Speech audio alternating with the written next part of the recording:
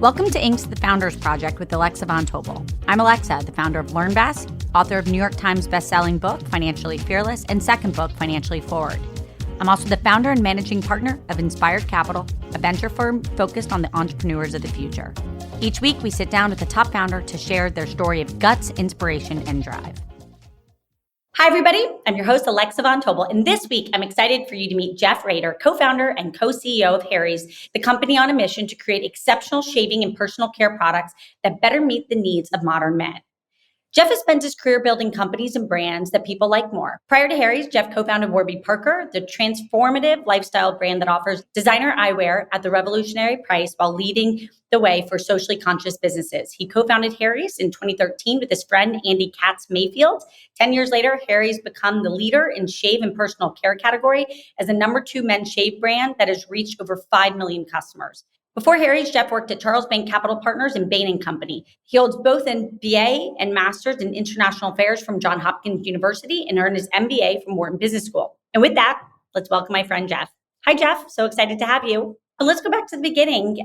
Let's start with Harry's. What's Harry's in your own words? And tell us, after starting Warby, how did you end up starting Harry's? What was that dynamic? First, thank you so much for having me. I really appreciate it. It's great to see you, Alexa. Second, Harry's is a men's personal care brand. We think about trying to make products that makes people's grooming experiences better by delivering exceptional quality at prices that feel more than worth it. We started with razors and razor blades. The genesis for Harry's was my co-founder, Andy, went to a drugstore one day, overpaid for razor blades. I think he had to pay like $25 for 4 razor blades and some shaving cream. Was looking at his package. There was a picture of a razor blade flying over the moon. He's like, I just don't understand why this is the way it is.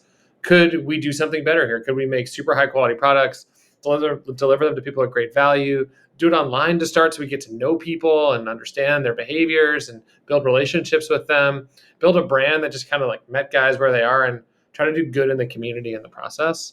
And so that was literally the question he asked me. I was like, oh man, it stinks buying razor blades. I would love something better for myself and was excited to go build that with him.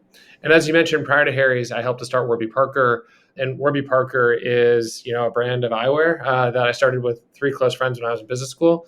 Same situation, one of my friends coming to business school, said, hey, do you think you could sort of sell glasses online? Glasses seem super expensive.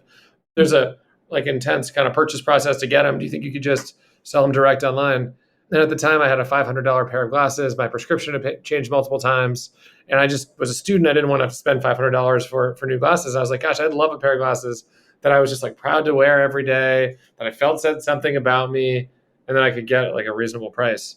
And one of our other good friends had worked in the eyewear industry is you could totally do that. You could make glasses that were the best quality, most interesting sort of shapes and forms in the whole world and sell them for under $100 and have a business. And the reason the glasses are so expensive is because there's this crazy markup that happens between, when the products are made and how much when they're sold. And we could just kind of get around all that. And so we got really excited about that idea and we built Warby Parker. And that's now grown to a business with, a couple hundred stores and a team of thousands of people. And we've donated millions of glasses. We give a pair of glasses away for everyone that we sell. We've donated millions of glasses. I think tried to have big impact. And we took some of those lessons into Harry's. Can we just build a brand that people love, that connects with people and where we're kind of obsessed about customer experience? Can we try to make amazing quality product that people are kind of proud to use every day? Can we deliver it to them at really good value? And then we try to do good in the community? And at Harry's, we give 1% of our sales to organizations that support men's mental health. Jeff, you could have done anything after Warby Parker, truly. What was the aha moment that you said around Harry's that gave you that feeling of, this is it, I'm going to go, this is what I'm going to do? So I'd worked in a private equity fund before I went to business school. And then I'd started Warby Parker when I was in business school. And the private equity fund that I'd worked for paid for me to go to business school. So I had to go back afterwards. And I wanted to go back afterwards. I really liked the people. So I was back doing that. But I was moonlighting at Warby Parker. I was going to Warby Parker on nights and weekends. My co-founders, Neil and Dave, who are 2 of my closest friends, spending a lot of time with them, trying to kind of help continue to grow Warby Parker. And during that time, I was just having this feeling that I want to do something different. I want to build again. It was so much fun building Warby Parker, and I'm seeing the impact we're having in the world with Warby Parker. I feel like I could do something again like Warby Parker, but I didn't know what that was. One day, my Harry's co-founder, I was sitting at the office and I get a G-chat ping from him being like, hey, I just had this experience buying razor blades. And I was like, okay. it was like, yeah, like they were really frustrated. I had to wait for someone to unlock the razor case, and I had to pay $25, and I feel taken advantage of. And there's got to be something better here. Could you take what you learned at Warby Parker and do it better here, and do all of what I just mentioned, build high quality products that are available to people at great prices, and start online and do good in the community. Like, I literally remember sitting back and being like, I would want that for myself. Like, yeah, I want a better brand. I feel taken advantage of. Gosh, I don't know a lot about razors, but they seem like a few pieces of metal and plastic. They're sure they're complicated to make. Gillette's been telling me for years that they've got all the SpaceX age technology in them. I imagine there's like some magic here, but yeah, it just feels like there's a huge disconnect between sort of the cost to make a razor blade and the cost that these brands are selling them for. And I didn't know anything about razors or razor blades or shaving, how any of it worked at that point in time. I was just kind of like, yeah, I want that for myself. And I imagined if my co-founder and I both wanted that for ourselves, that there might be a bunch of other guys out there who would want that as well. And that's what got us started. What did you do in that first 6 months? Like, just literally learn and get up and running? We had just decided to name it Harry's.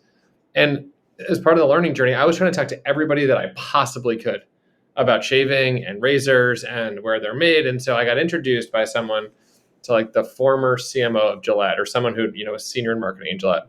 And he's like, well, I was telling him about the company, and he's like, so what are you going to call it? I was like, we're going to call it Harry's.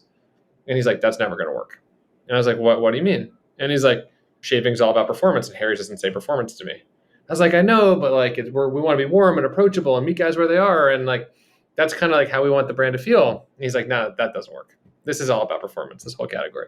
I was like, oh man, we just made the biggest mistake ever. And then right afterwards, I went to meet with Mickey Drexler, who at the time was the CEO of J.Crew and was on our board at Warby Parker.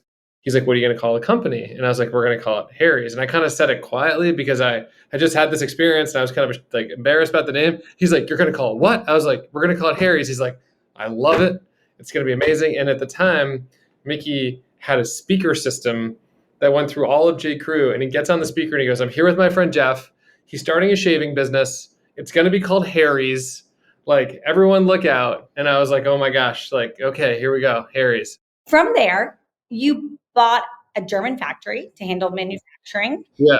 How did you think about that decision? And talk about, again, just like laying that first 12 to 24 months, the big decisions that you made. So we started doing a bunch of research into sort of razors and razor blades and like how the business worked and the industry worked. And a bunch of the feelings we had were totally validated. Gillette was like one of the most profitable companies that's ever been built in, consumer packaged goods. We could still build a business, make some money, and give a lot of money back to customers and have a viable business. Like, that was great. And then we started asking guys, okay, so in shaving with every product in the market ourselves, and shaving, what matters most to you? And they're like, well, I have to get a comfortable shave and a close shave, and I want my blades to be durable. And then if you can deliver me all those things, I want products that are much less expensive than what's out there, because I feel like I'm being taken advantage of. So I started doing all the research I could on like where razor blades are made and how they're made and what makes a good razor blade versus not good. And I was deep, like late at night one night, deep down like a shaving enthusiast blog talking about where the best double-edged blades in the world are made. The blades that you like stick into a safety razor. And someone was talking about this factory in Germany that made some of the best double-edged blades in the world. There was another town in Germany that was known for making great knives and had a factory that used to make double-edged blades that had switched production to this other factory in Germany that he thought made even better blades. I was like, whoa. There's a factory in Germany that makes better blades than the place where they make the knives in Germany. Like, I got to go understand what that is. And so they had a website. And then I was like, okay, how do I connect in? Like, I want to get to know this company, and maybe we could work together. And this could be like the producer, the partner that we need to make these blades. There was no set of LinkedIn connections that could get me to like rural Germany. And so I just emailed them. And I said, I'm Jeff. I helped start this company called Warby Parker. We've had some success with eyewear. I think there's a similar opportunity to sort of take our model and do it in shave. Could we chat? And lo and behold, someone reached out to me from there and said, I saw your email. I know about Warby Parker. I'm interested. Let's chat. And that kicked off like an 18-month process where we got to know them. We signed a deal with them to buy razor blades. Our biggest concern at that time was, so we tried the blades. We're like, well, these are good. Okay, like great. All the research that we had done, hearing about these blades, we actually tried them. We're like, okay, these are good. So we have a product that we like. But like, we were kind of concerned, could these if we did a deal with them and it was successful, they could just sell the same blades to other people, and then we wouldn't have anything that kind of set us apart. And so we said, hey, like we want to be kind of your partner, and we want you to be our partner. Like, and let's kind of go together in doing this. And in order to lock in a partnership where they would not go do that, we had to buy 1 million razor blades. We went to Germany and we met with them and we toured the factory, and it was amazing, by the way. I was like, wow, this is way harder than I thought. Literally make a good razor blade, you have to change the metallurgical composition of steel. You have to liquefy it and then harden it to a place that you can grind the right edge on it. Like, it's really complicated. Wow. Like, okay, this is harder than I thought. And we bought the 1 million razor blades. We didn't have the money for it. We signed the deal. We came back to the US with like a contract. We wrote the business plan like on the plane back. And then we went and started to talk to investors and raise the money. And then we were in business. After you raised the capital, what do you think were the next, call it 1 or 2 really important key decisions that you made that set you up for this much success? I think one was probably calling the brand Harry's and wanting the brand to feel like it was approachable. I think we made the decision pretty early in the brand that we didn't want to like pretend that we were experts. Like, we're just kind of normal guys who are trying to figure it out just like you are. And so I think that led to like a level of kind of honesty where we're like, and vulnerability, where we're like, we're on this journey, we're trying to get it right. We want you to have a good experience with our products. We're not experts, we're learning ourselves. Like, let's share with each other and kind of be on this journey together. And I think that idea at the sort of root of our brand has been helpful. And then I think also as we thought about then the other things, like we should just charge like pretty simple and straightforward prices, like $10 for a razor handle or like $10 for 4 razor blades, like just simple rules that guys can understand. We're not going to discount or mess around, and just like kind of build honesty and trust in that way. Gosh, I think the other thing that we cared a lot about early on was just trying to make customers as happy as we could. I was in an early board meeting and we had all these launch plans that we were like walking through with our board, and our board was like, awesome. I'm glad you're going to go acquire a lot of customers. How are you going to keep them all? And we're like, whoa, we hadn't really thought about that. And then we're like, but that's actually all that really matters, isn't it? Like, at the end of the day, like we need to make sure that every single customer that engages with us has a good experience. And so at the very early days of Harry's, like my co-founder Andy and I were doing customer service, like talking to people and learning from them. And so we tried to take all of that feedback and start to use that as our roadmap to kind of improve people's experiences. And I think when we've done a good job of that, and we have to do it with imagination and inspiration, but when we've done a good job of that, really listen to our customers, try to do what we think people are going to want, it's tended to work out pretty well. For everybody out there that is either building or developing a direct-to-consumer product and trying to figure out how you get in, how did you get into Target's, Costco's? How'd you pull it off, Jeff? Yeah, we always saw Harry's as a brand first, and I saw our direct-to-consumer sort of site, harrys.com, as our flagship store. And so our homepage is like the window to our flagship store. That's kind of how I would always think about it. But we were a retailer and a brand, early on. And the reason that we decided that it would be interesting for us to consider going to mass retail is because we would ask our customers again, like, well, how can we make your experience better? And people would tell us, hey, I like to be able to order from you. I actually really like to subscribe too, because I can kind of set it and forget it. Interesting. And well, as a consumer-centric brand, we actually probably then should be in the places where people want to experience our product, and that's what they're asking of us. And so we got to know some folks at Target. We actually were invited to speak at their design month, and we met a bunch of their merchants.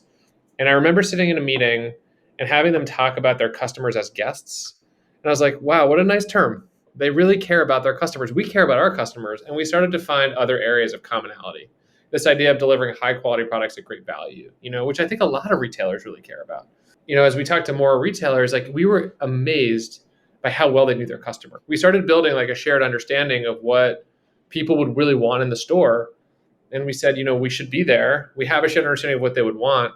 Can we go do it in kind of a disruptive way? And I think, for us, I think the things that were helpful in those conversations is that like we had a brand that was working for the customers. We had a lot of customers who were happy with Harry's. And those customers were in some cases leaving retail stores to come buy us online, and the retailers knew it. And so I think that was really valuable in the conversation. We weren't like trying to do it from scratch. We had something that was kind of growing. And we, I think, had a vision also for how to serve those customers differently. We came up with this idea to put a giant orange razor, which, orange is one of our razor handle colors, has been from the beginning. We took the idea to put a giant orange razor at the end of the aisle on the end cap, just to like try to stop people. and say, hey, there's something new down here. And then down here at the end of the aisle is this brand that delivers good quality and good value, and you can understand it's easy to shop. Like, that's got to feel better. And that was sort of the insights that we brought to Target. And I think that was like a successful model for us and for them. I mean, like, one of the things I learned about working with retailers also is like, we only win when they win. They can turn the whole store into Harry's products, but if that doesn't help them sell more stuff than the day before or help them serve their guests or customers better, it's not going to last. Like, they need to do what's best for their business. And so what was exciting is that we developed a shared vision and we could kind of win together. How else do you get customers to share? How did you get that grassroots really ignited? We'd seen other brands launch with like kind of being invite only. Like Gilt Group in the very early days in New York was this really cool thing. I remember it so well, only. totally. Yeah, it was. You kind of built this fun cachet around it. You heard about it from another person. We like that.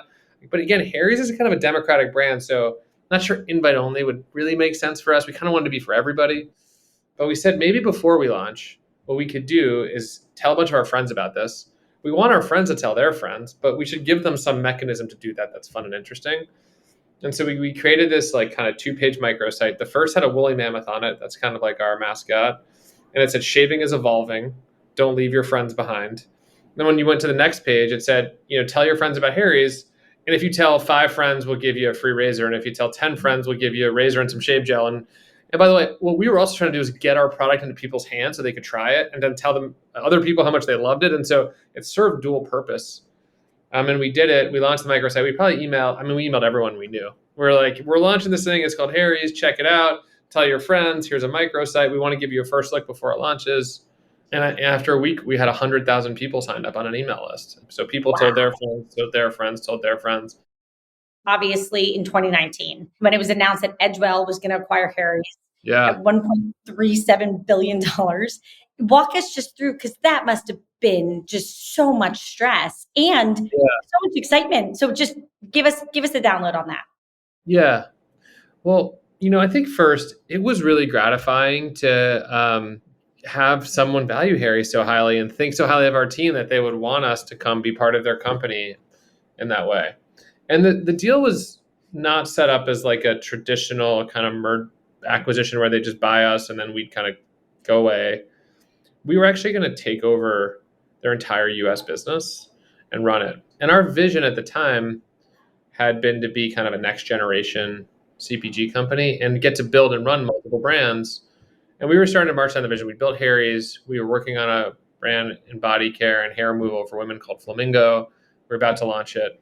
We had other ideas in the pipeline, and we were going to get to accelerate that vision by taking over Edgewell's whole business and continuing to run Harry's as part of it.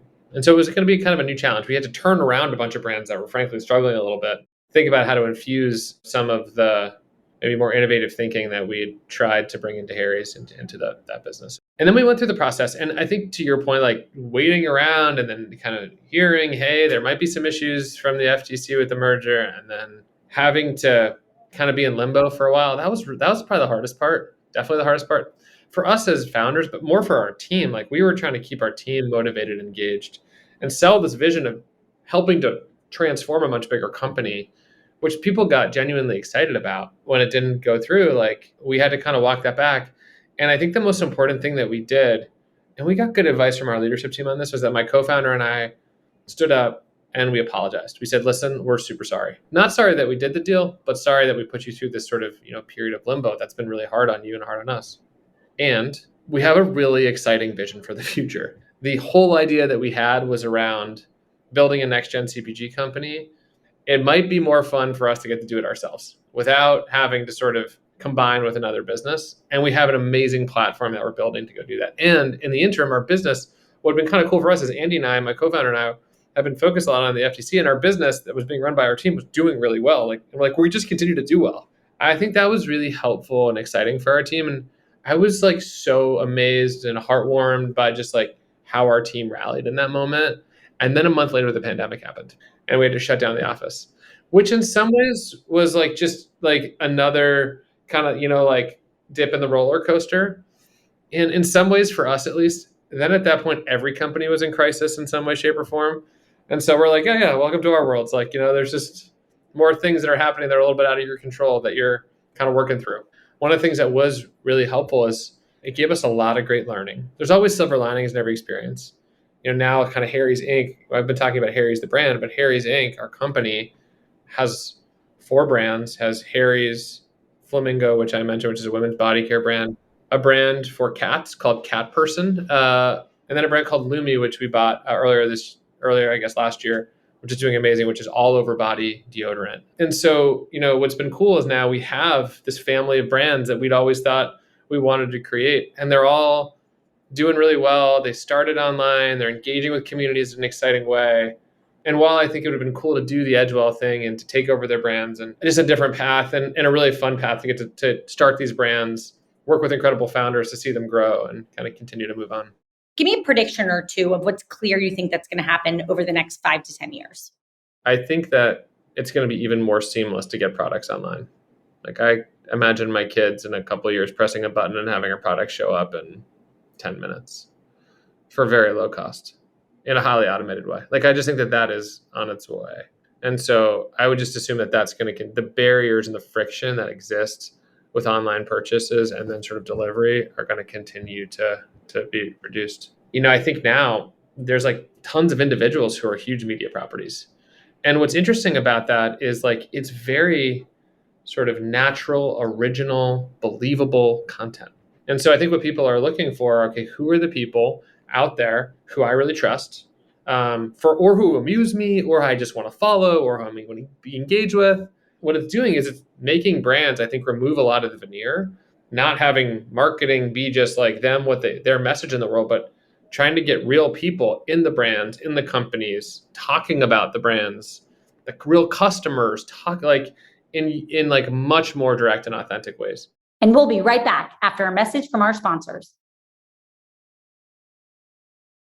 I'm going to transition to you, Jeff. Give us your tips or tricks for how you've learned to self-regulate. I think some of it is just like a little bit more toughness, I guess, in some ways. Like sometimes I feel like I should just feel more than I feel like I'll get good news or bad news and I'll just be like, okay. Whereas before I'd be like, oh my gosh, and I make a huge deal of it. And I think just like almost my natural reaction now is like, all right. And then I think I need to work it out for myself. Like, what does this really mean? And what are the implications? And what are the next steps? I walk to and from work every day. And I usually try to like just kind of think during that period. And I find that really, really, really helpful. It's also great to have a co-founder who I can talk to. Like, Totally. Sometimes I'll give them a call on my walk and just be like, Andy, like, we got to talk through this. And I always feel better after those conversations, just being able to kind of talk it out with someone and have someone problem solve together, empathize, etc. What's interesting, and I didn't realize about being a founder, I'm not sure if you feel the same way.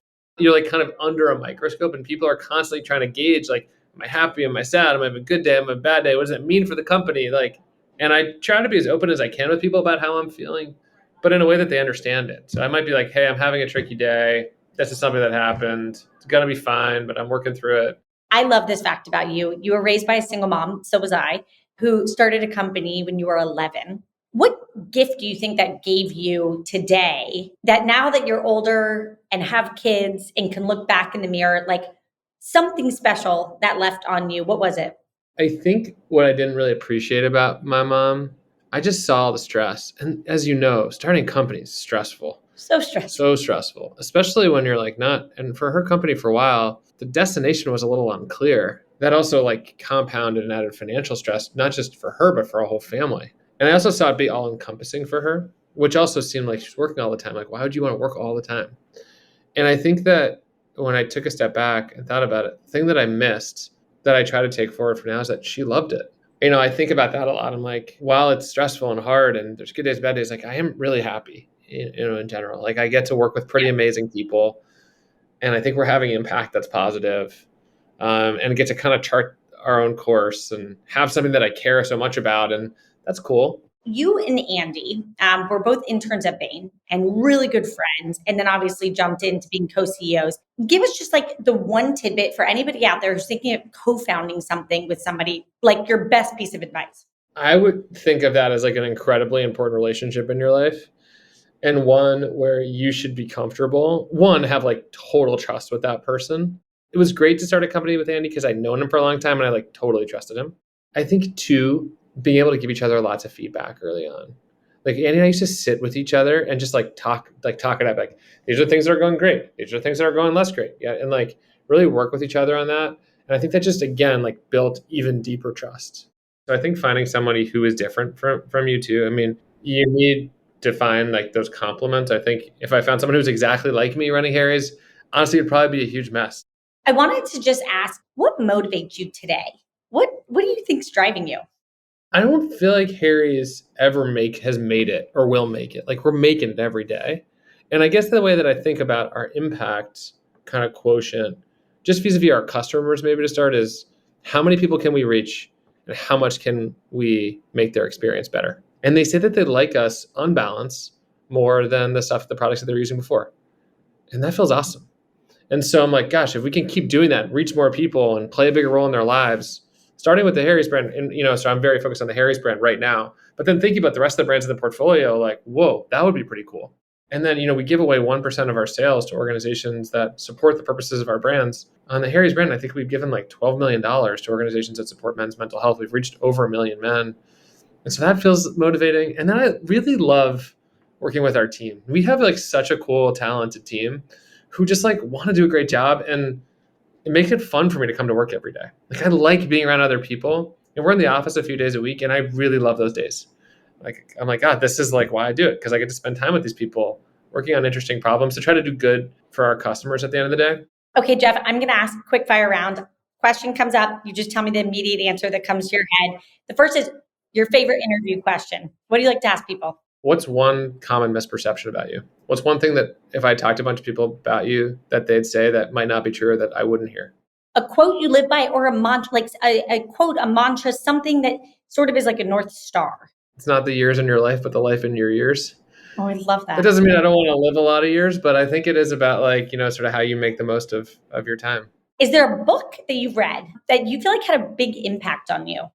I make our team at Harry's, our leadership team, read The Hard Thing About Hard Things by Ben Horowitz, which I know a lot of people in the startup ecosystem have read, but I really like it. I think it just like very clearly lays out a bunch of the complicated trade-offs you've got to make in running a company.